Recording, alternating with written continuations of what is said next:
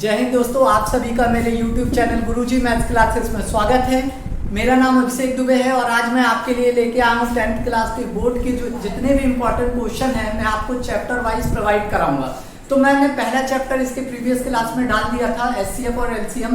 अब आज मैं जो लेके आया हूँ वो मैं लेके आया हूँ पॉलिनोमियल से संबंधित क्वेश्चन। तो चलिए देखते हैं। सबसे पहले तो आपको ये पता होना चाहिए पॉलिनोमियल होता क्या है। तो ध्यान रखो, पॉलिनोमियल क्या होता है जिसमें बहुत सारे टर्म्स होते हैं। टर्म्स मतलब बोले तो जैसे ax² plus bx plus c equal to 0। अगर इसकी बात करें तो ये क्या है, एक वर्ग समीकरण। क्या है?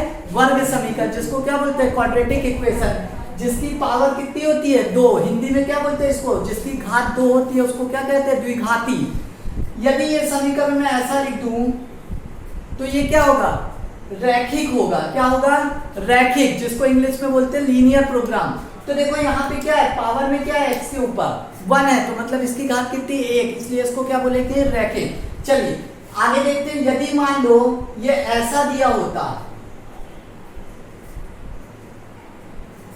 तब क्या होता है? यहाँ देखो मैक्सिमम पावर कितनी है? 3 है, जिसको हम क्या बोलते हैं? त्रिघाती। क्या बोलते हैं? त्रिघाती, जिसकी घात कितनी हो? 3 हो। ठीक है।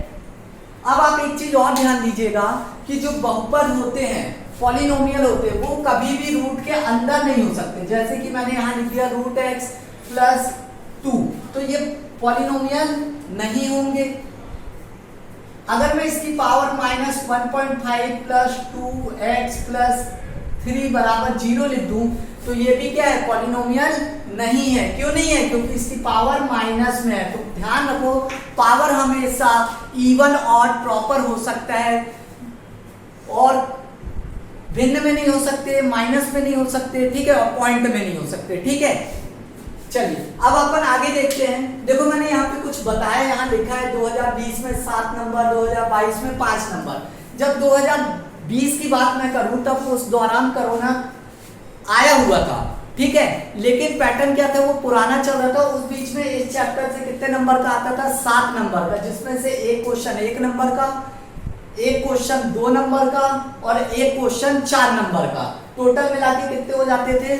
7। लेकिन कोरोना आने के कारण सिलेबस में कुछ कमी कर दी गई, जिसके कारण ये जो चैप्टर है वो 5 नंबर का हो गया, जिसमें से 3 नंबर है वो एक ऑब्जेक्टिव आते हैं और एक क्वेश्चन 2 नंबर का आता है। ठीक है। तो अभी इस साल तो पता नहीं कि कोरोना आएगा कि नहीं आएगा, तो इसलिए अपन क्या ध्यान रखते हैं? अपन पढ़ते हैं 7 नंबर की तैयारी करते हैं। कितने की? 7 नंबर की।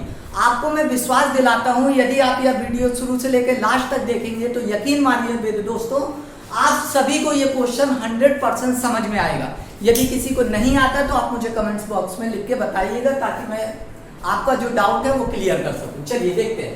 यहाँ देखो मैंने पहला टाइप लिया है, find the number of 0 of px in each case. मतलब इसमें हमको शून्यकों की संख्या बतानी है। क्या बतानी है?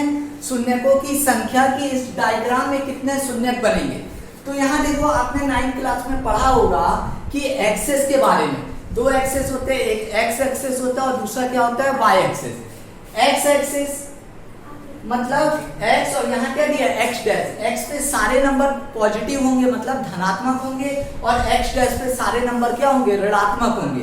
ये जो 0 दिया है ये मूल बिंदु कहलाता है, ओरिजिन कहलाता है। तो ओरिजिन का जो कोऑर्डिनेट्स होता है वो क्या होता है? 0,0। मतलब मूल बिंदु के निर्देशांक क्या होते हैं? 0,0। बहुत बार पूछता है 10th में भी 1 नंबर का ऑब्जेक्टिव पूछ लेता है कि मूल बिंदु के निर्देशांक बताइए, तो बच्चे नहीं बता पाते। तो ध्यान रखिए, आज के बाद आप कभी नहीं भूलेंगे। मूल बिंदु के निर्देशांक मतलब क्या है? x अक्ष भी 0 और y भी 0। मतलब अगर मैं बोलूं मूल बिंदु के निर्देशांक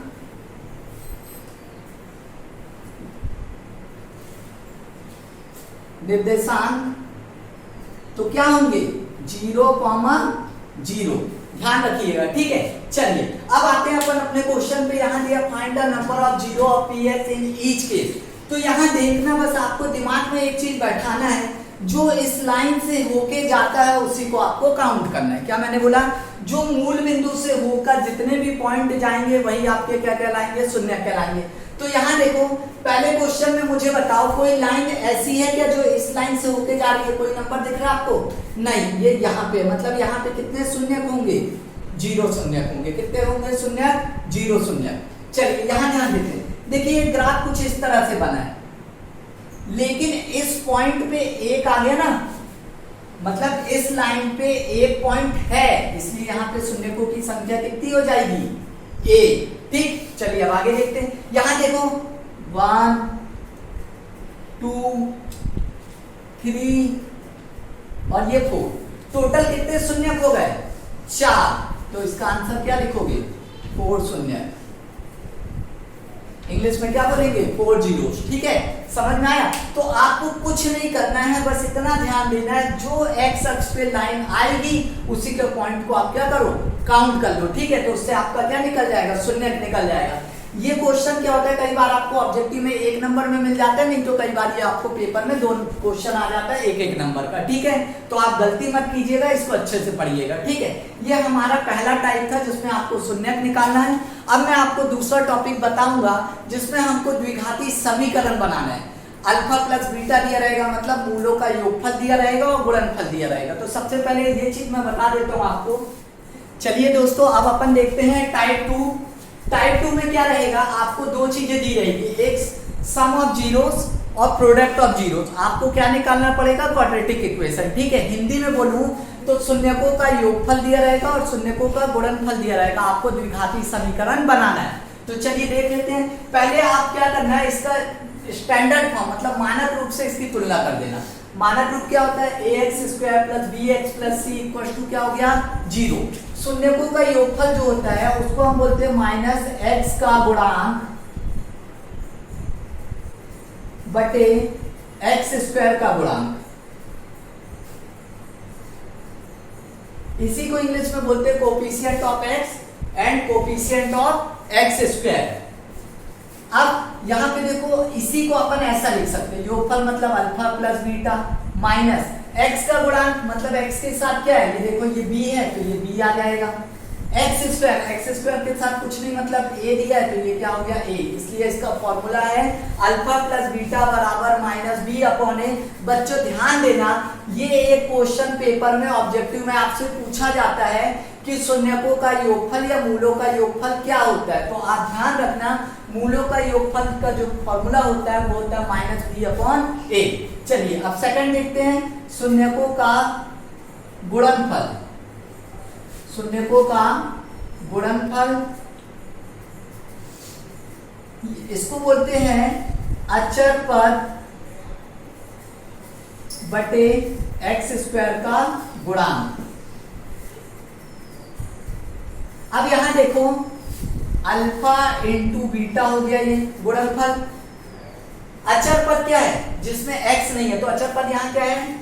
c। और x² के साथ क्या लिखा है? a। तो इसका मान क्या हो गया? c/a। तो ये 2 क्वेश्चन में से एक तो आपको पेपर में आएगा ही आएगा कि मूलों का योगफल बताओ, मूलों का गुणनफल बताओ।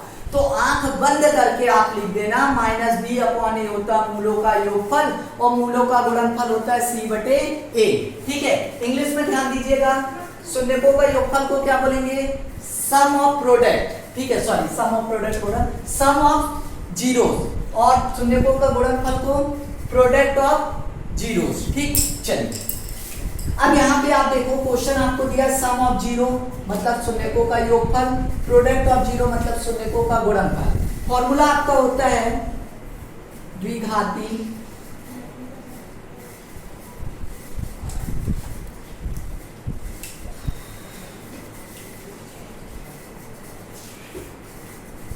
इसको हम बोलेंगे x² minus alpha plus beta into X plus alpha into beta बराबर क्या हो गया? 0। ये आपका फॉर्मूला ध्यान रखना, x² माइनस ब्रैकेट में alpha plus beta into X plus alpha into beta बराबर 0। ठीक है, इसी को बोलते हैं द्विपदी भी बोलते हैं। क्या बोलते हैं? द्विपदी।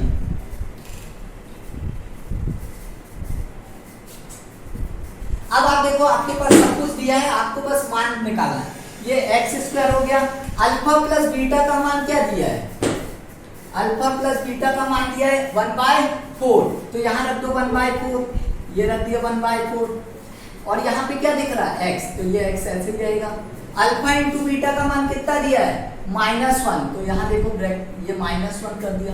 अब ब्रैकेट ओपन कर लेते, तो ये क्या हो गया एक्स स्क्वायर 1 का गुणा x में करेंगे तो x/4 प्लस माइनस -1/0। अब देखो इसके नीचे कुछ नहीं मतलब 1, इसके नीचे कुछ नहीं मतलब 1।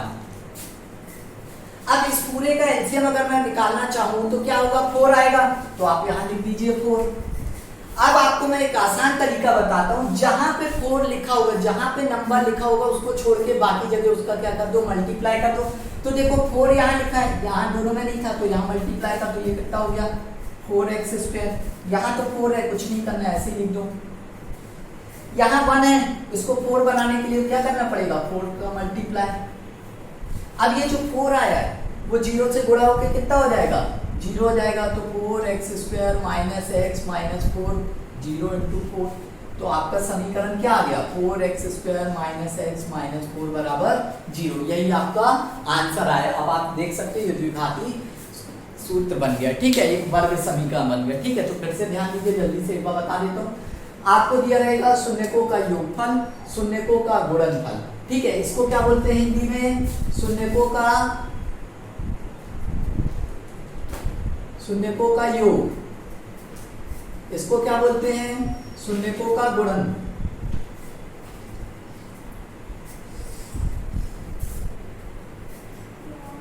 शून्यकों का गुणनफल, ठीक है। आपके पास ये दोनों चीज दी रहेगी पेपर में, आपको द्विघाती सूत्र लगाना है, फॉर्मूला याद रखना है, ये x² minus alpha plus beta into X plus alpha into beta बराबर 0। ये एक फॉर्मूले जो है आप इसको याद कर लो, और इसके अलावा भी एक फॉर्मूला मैं नेक्स्ट क्वेश्चन में अभी आपको बताता हूँ, वो फॉर्मूला भी रखते। तो अभी आप देखो क्या किया, x² अल्फा प्लस बीटा की वैल्यू कितनी हो गई 1/4, तो देखो आपने क्या लिख दिया 1/4 into x, alpha into beta का मान कितना हो गया -1 बराबर 0। ब्रैकेट ओपन किया, ये x हो गया प्लस माइनस माइनस हो गया। अब यहाँ पे 4 था, यहाँ पहले में और तीसरे में 4 नहीं था, तो आप क्या करोगे एलसीएम पहले तीनों का निकाल लोगे, 4 आएगा, और सबको अब आपको क्या बनाना है 4 लाना है। तो यहाँ पे कितने का गुणा करना पड़ेगा 4 का, यहाँ भी कितने का गुणा करना पड़ेगा 4 का, देखो ये कर दिया। अब 4 का गुणा 0 में करोगे तो कितना आ जाएगा 0, तो हमारा एक समीकरण बन जाएगा 4x² माइनस x माइनस 4 बराबर 0। समझ में आया। चलिए अब अगला क्वेश्चन मैं इसी पैटर्न का बता देता हूँ। चलिए अब आगे का क्वेश्चन सॉल्व करते हैं। यहाँ पे देखिए मैंने 3 क्वेश्चन और आपके लिए लाया है, 2 मैं करूंगा और एक आप करके दिखाएंगे, ठीक है। चलिए तो पहला यहाँ देखिए क्वेश्चन नंबर सेकंड, आप क्या दिया योग दे दिया √2 और गुणनफल क्या दे दिया 0। योग को क्या बोलते हैं सम ऑफ जीरोस और गुणनफल को क्या बोलते हैं प्रोडक्ट ऑफ जीरो। आप देखो अभी मैंने एक फॉर्मूला क्या पढ़ाया आपको अल्फा प्लस बीटा, और यहाँ मैंने क्या पढ़ाया अल्फा इंटू बीटा, ये मैंने फॉर्मूला इसके पहले अप्लाई किया था। अब आप इस फॉर्मूला की जगह ये भी रख सकते हो, ठीक है, डिपेंड करता है आप पे कि आप क्या रखना चाह रहे हो वहां पेपर में। देखो यहाँ पे क्या लिखा x² माइनस ब्रैकेट में क्या आएगा शून्यकों का योग इंटू एक्स प्लस शून्यकों का गुणनफल बराबर 0। इंग्लिश में क्या बोलेंगे सम ऑफ जीरोस, शून्यकों का गुणनफल को प्रोडक्ट ऑफ जीरो। चलिए अब वैल्यू बस रख देते हैं। सम ऑफ जीरोस क्या दिया है √2 और प्रोडक्ट ऑफ जीरो क्या दिया 0। ब्रैकेट ओपन करते हैं, ये 0 लिखने का कोई मतलब नहीं है, तो आंसर कितना आ गया x² माइनस √2x बराबर 0। यही आपका क्या है आंसर है, ठीक है। चलिए अब अगले क्वेश्चन में देख लेते हैं जल्दी से। ये दिया हुआ है, सूत्र लगा देते हैं, फॉर्मूला अप्लाई कर देते हैं अपन। क्या होता है x² minus sum of zeros into X plus product of zeros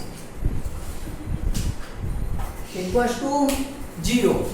चलिए x² सम ऑफ जीरोस कितना दिया है 4, तो यहाँ देखो 4 रख दिया और ये x, तो ये हो गया 4x। प्रोडक्ट ऑफ 0 कितना दिया है -3 इक्वल्स टू क्या किया 0।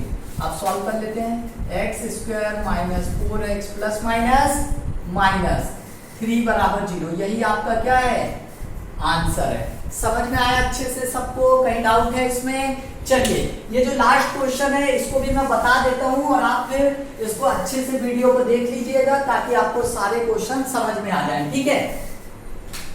चलिए जल्दी से इसको रब कर देते फटाक से। अब यहां देखो योग कितना दे दिया 1/4, प्रोडक्ट कितना दे दिया 1/4। फॉर्मूला आपके पास है x² minus alpha plus beta x plus alpha into beta बराबर 0। आपको जो समझ में आए अच्छे से आप वो फॉर्मूला इस पे रख लीजिएगा, ठीक है। x² अल्फा प्लस बीटा की वैल्यू कितनी है, मान लो मैंने यहाँ माइनस कर दिया, ठीक है। ये आ गया 1/4x और यहाँ पे आ गया माइनस 1/4 इक्वल टू 0।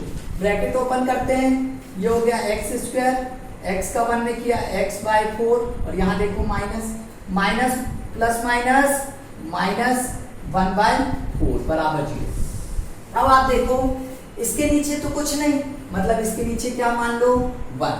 अब इस पूरे का एलसीएम कितना आ गया 4। क्या यहाँ 4 है, नहीं, तो यहाँ पे आप 4 का मल्टीप्लाई करोगे तो ऊपर भी क्या करना पड़ेगा 4 का मल्टीप्लाई। तो आप देखो यहाँ पे क्या आ जाएगा 4x², यहाँ तो 4 है तो जैसा दिया वैसे ही लिख दो, x यहाँ भी जो दिया वही लिख दो।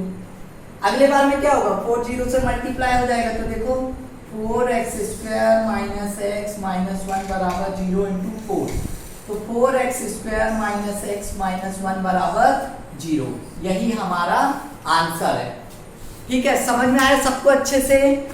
एक बार इस वीडियो को पूरी शुरू से लेकर लास्ट तक देखिएगा, आपको जरूर समझ में आएगा, ठीक है। Thank you for watching this video.